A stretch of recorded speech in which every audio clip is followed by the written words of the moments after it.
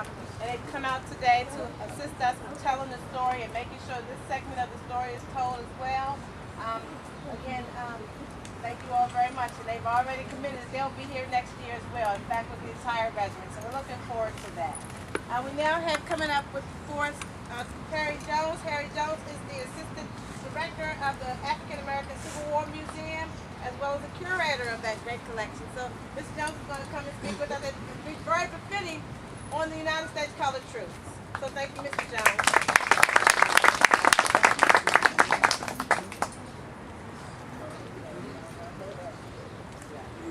Good afternoon. Good afternoon. And notwithstanding appearances, I spent 21 years in the Marine Corps. Whenever my Marines would complain about getting a haircut, I would inform them that when I got out of the Marine Corps, I was not going to get a haircut for at least 10 years. It's been 16 years now, so any day you can see me with a high and tight. Major Martin Delaney wrote, "But the time shall yet come when the despised, neglected American patriot, in spite of American prejudice, shall rise superior to the spirit that would degrade it and find its place on the records of merit and fame." Close quote. Delaney was an officer in the U.S. Army Regulars during the Civil War, the only African-American officer to be commissioned a regular officer. Today, there are many scholars that will tell you there were no African-American officers. Indeed, their name has not been placed on the records of merit and fame in some of the great institutions of this country. The story of the United States Colored Troops has been one of the best kept secrets in American history. Their accomplishments have been washed over, ignored for too long. In a 1944 government-produced film entitled The Negro Soldier, they covered African-American military service in this country from the 1770s, the Revolutionary War, to the 1940s, World War II. Mentioned African-American involvement in every war in the nation's history during that period, except the Civil War. There was no mention, no image of a single soldier or sailor. African-Americans made up 10% of the Northern Army, 25% of the Northern Navy, and during the Civil War, 25 men of African descent had earned the highest honor bestowed on American military personnel for acts of courage in combat, the Medal of Honor. Yet not a single one of those American heroes were mentioned in a film expressly about them, produced by the U.S. government. Completely suppressed story. Our task today is to tell a story that, if told truthfully, sounds almost unbelievable. The accomplishments of United States Colored Troops, of Africans and soldiers and sailors in the Civil War were considerable. No, they were outstanding, they were noteworthy, to use military terms we use in the Marine Corps. It was a noteworthy service.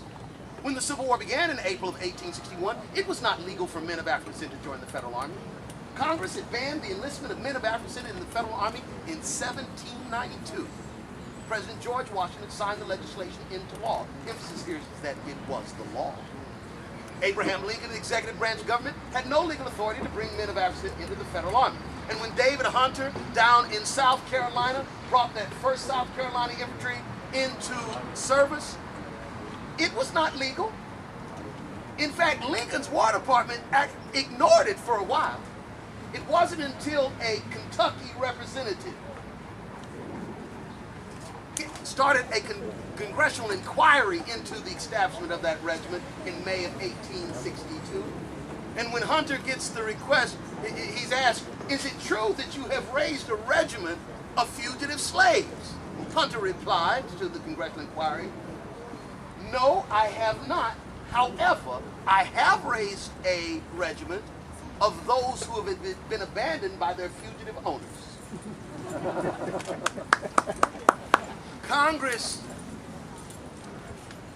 This congressional investigation would end that regiment.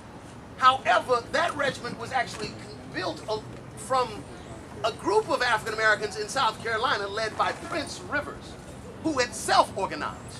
They had armed themselves. They're on the Sea Islands, and Prince Rivers was really the functional commander of Company A. Later, Thomas Wentworth Higginson, Colonel Higginson, would try to commission Prince Rivers, but that commission never went through.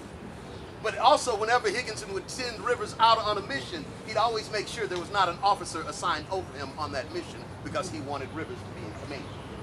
So this company would survive mainly because it was self-organized. Also, this regiment that was illegally organized could not requisition uniforms. Their uniforms came from the New York Zouaves, which had these red pantaloons. So that's why they had the red pants. It's because they were donated to them. Hunter could not requisition anything through the quartermaster department, so their uniforms were donated to them. In the spring of 1862, Union General George McClellan would assemble arguably the best trained and best equipped army in the world. It was certainly the largest army in the Western Hemisphere. McClellan would train his army here in the Washington area.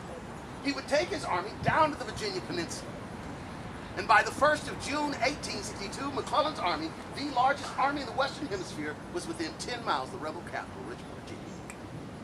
On that same day, June 1st, 1862, General Robert E. Lee took command of the rebel forces in defense of Richmond. General Lee's army was less than half the size of McClellan's army. But Lee was able to deceive McClellan into believing that his army was 4 times its actual size. Lee was able to deceive McClellan into believing the wooden cannons, referred to as Quaker guns, were indeed real cannons. They were called Quaker guns because they were ultimately peaceful and friendly guns. They were simply logs and could not fire anything. But Lee was able to deceive and outmaneuver McClellan. And in the first week of July 1862, word gets here to Washington that McClellan's army, the largest army in the Western Hemisphere, is in full retreat, suffering a humiliating defeat.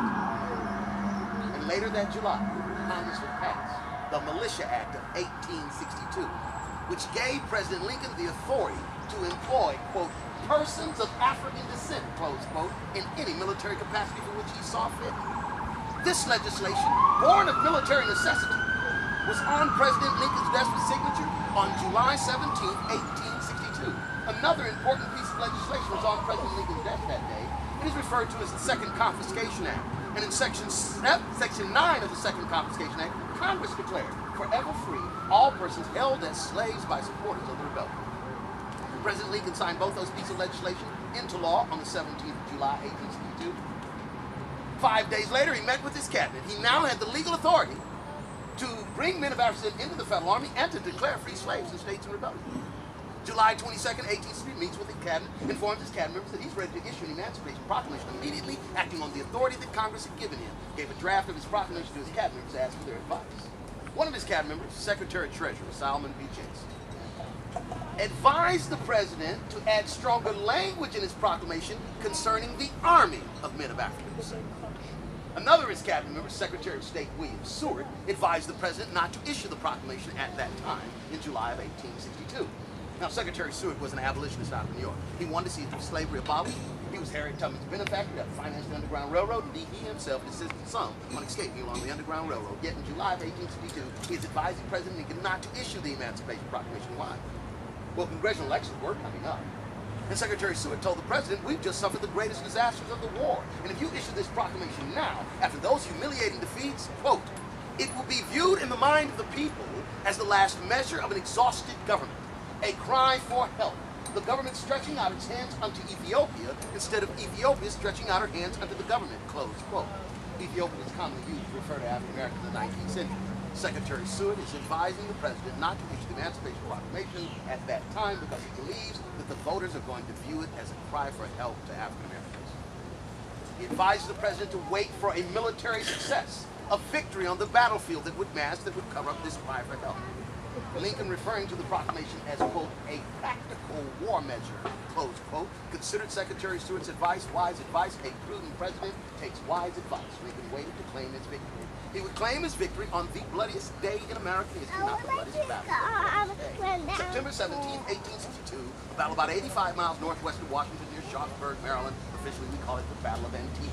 In 12 hours, 22,000 casualties. Well over half of those 22,000 casualties were Union soldiers, Lincoln soldiers, but the rebels under Robert E. Lee withdrew from the battlefield. So the Union Army under George McClellan claimed victory. And 5 days later, September 22nd, 1862, President Lincoln issued his preliminary Emancipation Proclamation, in which he warned the states in rebellion that if they did not lay down their arms and return to the Union in the next 100 days, he was going to declare free their slaves. Well, the rebels did not believe that Lincoln and the Union Army could make good this threat, so they're not about to return to the Union. Now, also backing up from that cabinet meeting, Salmon P. Chase had advised Lincoln to add stronger language in his proclamation concerning the arming of men of African descent. On July 31st, on July 31st, 1862, Chase would write a letter to the commander of Union forces in the Department of the Gulf. Headquartered in New Orleans, the commander was General Benjamin F. Butler, the general who had coined the phrase contraband, the general who had kept Maryland in the Union, the general who was extensively using African American in his intelligence operations in the early part of the war. Chase writes to Butler and he says that the president has suggested that the only way we're going to open up the Mississippi River is with the help of its black defenders. He said that the president has suggested this. He goes on to tell Butler that if he were Butler, and he stops for a minute and he says, and I know you're a great American. He basically compliments Butler. Then he said, and if I were you, I would do what General Jackson did in the War of 1812 and call on colored soldiers. Butler, on August 8th, 1862, would call 20 men of African descent into his office. And he would ask them to raise 2 regiments. These regiments would be the Louisiana Native Guards. They told him, we can raise the regiments, we can raise them in 10 days. He said 2 weeks, good enough. 2 regiments in 2 weeks. Butler would report that when he returned, or when he went to the Toro building 2 weeks later, there were almost 2,000 men in line. Butler reported that better soldiers never shouldered a musket. This is on witnessing them initially drilling. Butler wrote, quote, I observed a very remarkable trait about these Negroes. They learned to handle arms and to drill far more easily than intelligent white men. My drill master could teach a group of Negroes that much more of the art of war than he could the same number of students from Harvard or Yale, close quote. Butler knew immediately he had good soldiers. Better soldiers never shouldered a musket. These Louisiana Native Guards with the first 2 regiments, all the line officers, all the captains and lieutenants were men of African descent. Their first major accomplishment, October 25th, 1862, when they captured Donaldsonville, Louisiana. In Kansas at that time, in the summer of 1862, Senator James Lane had gone home. He was a brigadier general in the state militia as well. James Lane goes home and he organizes the 1st Kansas Regiment. The 1st Kansas Regiment would see combat on October 29th, 1862 near Butler, Missouri. It's called the Skirmish at Island Mound, where they defeated a larger Confederate force. Meanwhile, down in South Carolina, General Rufus Saxon would be given orders by the War Department to organize up to 5,000 men. This would be fully manned 5 regiments. On August 25th, 1862 is when the orders were issued. He goes back down to South Carolina. He reorganizes that regiment that Hunter had raised. And they were running patrols and a battalion-sized unit, that's about 300 men. They were running raids down the coast of Georgia and Florida in late 1862. But so before the Emancipation Proclamation is issued, you have African-American soldiers who are actively engaged in combat operations with African-American officers on the battlefield. Here in Washington, D.C., President Abraham Lincoln commissioned an African-American officer in October 1862. He was from Norfolk, Virginia. His name is Alexander Augusta. He was a surgeon. He had graduated from Toronto University's medical school. However, when he got up there in the early 50s, he learned that he didn't have to attend the school if he could challenge the exam and pass it. So in his first semester, he decided to challenge the exam, and he passed it. So he's a rather famous individual, actually. African-American press was always talking him up. And in October of 1862, when a contraband camp right around where Vermont Avenue Baptist Church is and Garrison Elementary School, that was Camp Barker, when they had some health problems in the camp, Lincoln decides that he's going to commission Alexander Augusta as an officer in the United States Army, volunteers. Augusta was commissioned as a captain. He would later be sent up to Baltimore, where he would be doing the induction physicals, we call it today. Back then they called it medical inspection. So he would do the medical inspections for Baltimore units. He would later become the surgeon for the 7th United States Colored Troops organized in Baltimore, and by the end of the war, he would be a lieutenant colonel brevet, highest ranking African-American officer in the U.S. Army Volunteers. This is all before the Emancipation Proclamation. Before the Emancipation Proclamation. But it's also important to understand how United States colored troops, our African-American soldiers, would have viewed the Emancipation Proclamation. And I point you to an article in the Frederick Douglass Monthly, October 1862, in which Douglass writes that in order for the Emancipation Proclamation to free any slaves, 2 conditions had to be met. The first condition was that the states in rebellion still had to be in rebellion as of January 1, 1863. And the second condition was that the rebellion had to be suppressed. In late 1862, African Americans are not watching for, waiting for an Emancipation Proclamation that's going to free the slaves. They're waiting for, they're watching for an Emancipation Proclamation that's going to make it legal for them to free themselves. They understand that in order for the Emancipation Proclamation to free any slaves, the Union had to be preserved.